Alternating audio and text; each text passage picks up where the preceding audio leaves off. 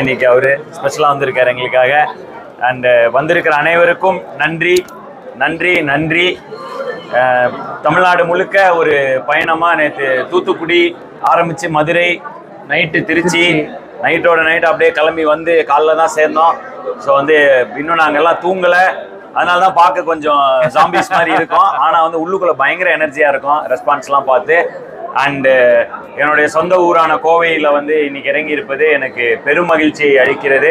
இங்கே உங்களோட சேர்ந்து நான் படம் பார்க்க போகிறேன் கொஞ்ச நேரம். ஸோ அதனால் அதுவும் ரொம்ப சந்தோஷமாக இருக்குது. வருகை தந்திருக்கும் பத்திரிகை நண்பர்கள் அனைவருக்கும் எனது நன்றி நன்றி நன்றி. கார்த்தி, அதான் இப்போ ஓவராலாவே எல்லா இடங்களையும் ரெஸ்பான்ஸ் வர்றது சொல்றது விமனுக்கு ரொம்ப பிடிக்குதுங்கிறது தான். விமனுக்கு நடக்கிற ஹராஸ்மெண்ட்டுக்கு அப்புறம் அவங்களோட மனநிலை வந்து எப்படி இருக்கு? இப்போ விமனுக்கு ஒரு ஹராஸ்மெண்ட் நடந்துச்சுன்னா குற்றவாளிக்கு என்ன தண்டனைங்கிறத நம்ம நிறைய பேசிட்டோம். அவங்களுக்கு வந்து தூக்கு தண்டனை கொடுக்கணும், இந்த மாதிரி நிறைய பேசிட்டோம்.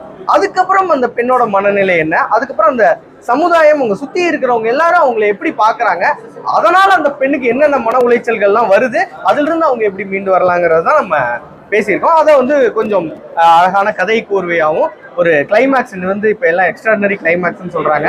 ஸோ அது ரொம்ப சந்தோஷமா இருக்கு. அப்படி ஒரு கிளைமேக்ஸாகவும் கொடுத்து அதை அழகா கோர்த்துருக்கோம். ஒரு சிம்பிளா சொன்னோம்னா ஒரு கனகவேலுங்கிற ஒரு பிடி சார், அவன் ஸ்கூல்ல நடக்கிற ஒரு விஷயம் பக்கத்து, அதாவது ஒரு குரூப் ஆஃப் இன்ஸ்டிடியூஷன் பக்கத்தில் காலேஜில் இருக்கிற ஒரு பெண்ணுக்காக அவன் எப்படி தனக்கு அதை பயந்தாங்கொல்லி அவன். ஸோ அவன் பக்கத்தில் ஒரு அநீதி நடக்கும்போது நம்ம ஒவ்வொருத்தர் மாதிரியும் எப்படி ஒரு சாமானியனா இருந்து அவன் எப்படி அதை வந்து தட்டி கேட்குறாங்கிற மாதிரி ஒரு கதைக்களம் அமைத்து ரொம்ப சுவாரஸ்யமா பயங்கர ஜாலியான காமெடி படம் மாதிரி இருக்கும்.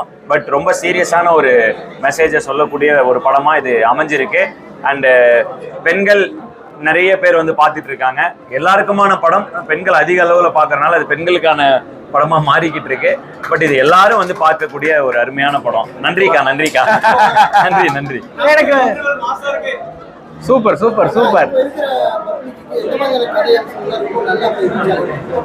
நான் அப்படி எதுவும் சொல்ல முடியாதுங்கண்ணா. நல்ல ஒரு கதையை வந்து நம்ம சுவாரஸ்யமா சொல்ல முடிஞ்சதுன்னா அந்த எல்லா கதைகளுமே ரீச் ஆகுங்கிறது என்னுடைய தனிப்பட்ட கருத்துனா. ஸோ நான் அப்படிதான் பார்க்குறேன். நல்ல கதை அது எப்படி வேணா இருக்கலாம், ஆனால் அதை சொல்ற விதம் ரொம்ப சுவாரஸ்யமா இருந்துருச்சுன்னா, ஏன்னா இது சினிமாங்கிறது வந்து தியேட்டருங்கிறது வந்து ஒரு எல்லாரும் சேர்ந்து படம் பார்க்க என்ஜாய் பண்றதுக்காக வர ஒரு இடம். ஸோ அவங்க வந்து என்டர்டெயின் ஆயிட்டாங்கனாலே அது அவங்களுக்கு பிடிச்சிடுற மாதிரி இருக்கும்னு நான் நம்புறேன்.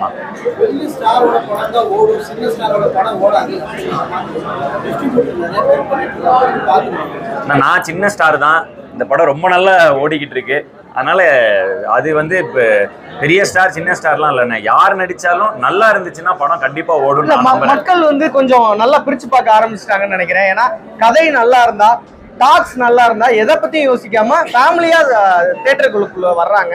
ஸோ அந்த வகையில கதையை பொறுத்தும் மக்கள் உள்ள வர்றாங்கிறது சந்தோஷமான விஷயம். உதாரணத்துக்கு வந்து லாஸ்ட் இயர் பாத்தீங்கன்னா 2023 சக்சஸ் ஆன எல்லா படமுமே சின்ன படம் தான். குட் நைட், டாடா, அயோத்தி, போர் தொழில் எல்லாமே சின்ன படம் தான். சித்தா எல்லாமே. ஸோ சின்ன படங்கள் மக்கள் பார்த்துட்டு தான் இருக்காங்க. மக்கள் வந்து சின்ன படம் பெரிய படம் பாக்குறது இல்ல, நல்ல படம் தான் பாக்குறாங்க. பிடிச்ச படம் அவ்வளவுதான், ரசிக்கிற படம் தான் எல்லா படமும் பாக்குறாங்க. ப்ராப்ளம் சொல்ல முடியாது. ஓடிடி ஒரு பெரிய ரீச்சை தருது. நான் படம் தியேட்டர்கள்ல வந்து ஓடி முடித்த பிறகும் மக்கள் வந்து ஒருவேளை அந்த படத்தை மிஸ் பண்ணிட்டா அதை பார்க்கறதுக்கான வாய்ப்பு ஓடிடி கொடுக்குது. அதே சமயத்தில் ஓடிடியில் பார்த்துக்கலாங்கிற மனநிலை கொஞ்சம் இருக்கிறதுனால தியேட்டருக்கு வர ஒரு மனப்பான்மையும் கொஞ்சம் குறையுது. அது வந்து குட் ஆர் பேடை இப்போ நம்ம இந்த இந்த நேரத்தில் நம்ம அதை சொல்லிட முடியாது. இன்னும் சில ஆண்டுகள் போக போக இது என்ன ஆகுங்கிறத நம்ம டிட்டர்மைன் பண்ணலாம்.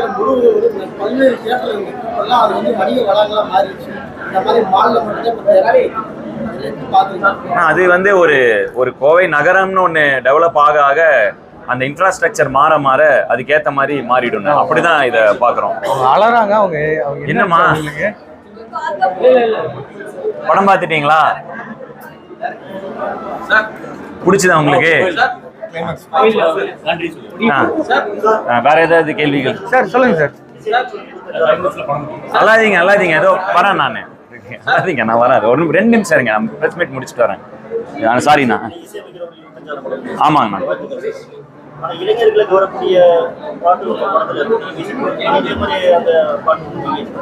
இந்த படம் வந்து இது ஒரு குடும்ப விஷயங்கள் சூழலை வச்சு சொல்ற படங்கிறனால அதுக்கு என்ன இசை தேவையோ அந்த இசை இருக்கும். பட் இசை பெரிய வரவேற்பு பெற்றுட்டு இருக்கு. ஸோ எனக்கு தெரிஞ்சது போன ஒவ்வொரு படத்துக்கு ஏத்த மாதிரி நம்ம இசையமைக்கிறது தான், நான் அப்படிதான் கிளைமேக்ஸ்ல ஒரு பாட்டு தான் வருது, அந்த பாட்டுக்கு தான் ஃபுல் கிளாப்ஸ்.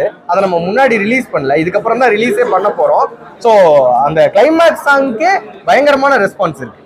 ஸோ சாங்கா அந்த இடத்துல ஒரு பெரிய சக்சஸ் ஆனதுனால பாட்டு போடுறது தான் கரெக்ட்னு நான் நினைக்கிறேன். புரியலங்க, அது மாதிரி கொண்டு போயிட்டு அது மாதிரி இருக்கும்ண்ணே. டைரக்டா அப்படி இருக்காதுண்ணே. அதோடைய அந்த சமுதாயம் அவங்க மேல என்ன பிரஷர், அவங்க தாய் தந்தை, இந்த மாதிரி நிறைய விஷயங்களை பத்தி பேசுதுண்ணே.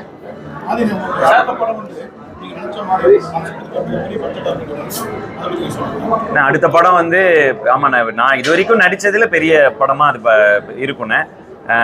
பட் இப்போ வந்து பிடி சார் மட்டுமே நான் வந்து, ஏன்னா இவ்வளோ நல்லா போய்கிட்டு இருக்கு படம், எல்லா தேட்டரும் ஹவுஸ்ஃபுல்லாக போயிட்டு இருக்குங்கிறப்ப நான் வந்து பிடி சார் அது கண்டிப்பாக இன்னொரு தருணத்தில் இங்கே வந்து உங்களுக்காக கண்டிப்பாக அதை பற்றியும் நான் சொல்கிறேன்னே. பட் இப்போ நம்ம வந்து பிடி சார்ங்கிற இதுக்காகனால நான் அந்த மனநிலையில் இருக்கேன்னு. புரியுதா? ஒவ்வொரு படம் கதைக்கு ஏற்ற மாதிரி நடிக்கிறோண்ணே, அவ்வளோதானே.